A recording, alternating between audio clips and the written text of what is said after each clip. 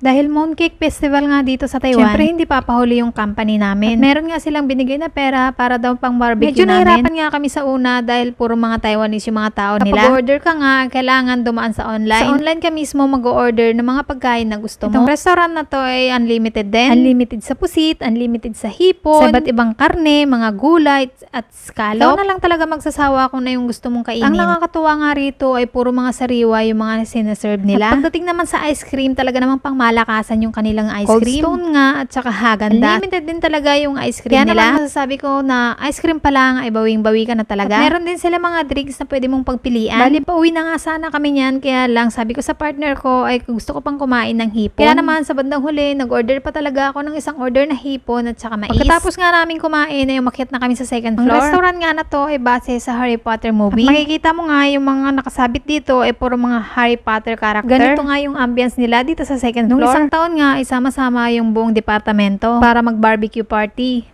Kaya lang ngayong taon ay binigyan na lang nila ng pera. At kami na yung bahala kung saan kami pwedeng kumain. Bali dalawang na nga lang kami ngayon. Dahil yung mga ibang Pinoy ay kumain na sila. At long time nga na kumain sila, kami naman ay may pasok at sila naman ay may day off. Kaya naman hindi na kami nakipagsabayan sa kanila. Sabi nga namin kapag day off namin, doon pa lang kami kakain. Lahat nga ng Pinoy sa dorm ay meron silang binigay na pera. Ikaw na lang talaga bahala kung saan mo gustong kumain. Kaya naman nagdesisyon kaming dalawa na kaming dalawang magka-roommate ay kakain na lang dito sa malapit sa Central Park. Dahil ang sabi nga nila ay masarap daw dito sa kainan na to. Kaya talaga namang hinanap namin sa internet. At hindi nga kami nagkamali. Dahil sulit talaga yung babayaran mo. Ganito nga yung ambience nila dito sa second floor. Hindi ko nga alam kung ano yung iniisip niya sa panahon na yan. At nung nakita nga niya itong mga gamit ng Harry Potter ay pinagtripan niya na rin. At yung sombrero nga ay pinagtripan niya na at nilagay niya sa kanyang uluhan. Alam mo naman talaga ay totoo. Pagkatapos nga namin kumain sa restaurant ay naglakad-lakad lang kami sa labas. Dahil merong magandang park doon. Ito yung tinatawag nila lang Central Park. Tapos meron pa kaming dalawang squirrel nga na nakita. Ito lang nagtatangkang kumuha sa kanila. Nakakatuwa nga at malaya silang namumuhay dito. Ito ang isa ay parang may kinakain pa siya dahil ngumunguya nga. Ganito nga kaganda yung park nila dito sa Kaohsiung, Taiwan. Alam niyo ba dito sa Taiwan ay ganito kaganda halos lahat ng mga park nila dito. Talagang pinagkakagastusan nila yung park nila para mapaganda ito. At napakasarap ng tambayan. Napakaganda ang pagmasdan dahil maraming puno. Napansin nga namin dito na karamihan ay mga matatanda nga yung nanditong nakatambay. Kaya naman habang naantay nga namin yung isang kasama namin ay tumambay na rin kami dito. Umiglit na lang ako dito sa may upuan. Dahil wala pa nga akong tulog at galing kami sa panggabi matulog dito dahil mahangin. At pinagtitripan talaga ako ng kasama ko. Mapapansin mo nga tong park na to ay napakalinis.